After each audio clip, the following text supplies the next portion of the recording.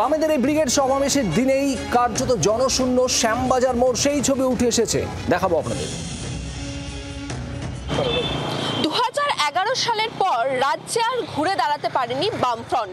এরপর গেছে 2019, 2021 এবং 2024।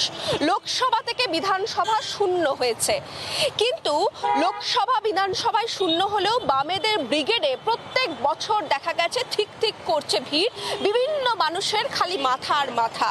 এবছর সেই চিত্রটা কিন্তু একেবারে অন্য, অন্তত রাস্তার চিত্র সেটাই বলছে।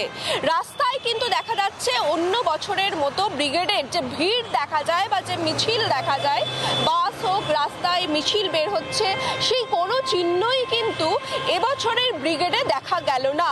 সেই জায়গা থেকে প্রশ্ন উঠতে শুরু করেছে, ভোট ব্যাংকের পর তাহলে কি ব্রিগেডেও বামেদের ঝুলিতে শূন্য আসতে চলেছে? ক্যামেরায় তরুণের সঙ্গে রক্তিমা দাস, জি 24 ঘন্টা, কলকাতা। বাংলার আওয়াজ, বাঙালির আবেগ, জি 24 ঘন্টা।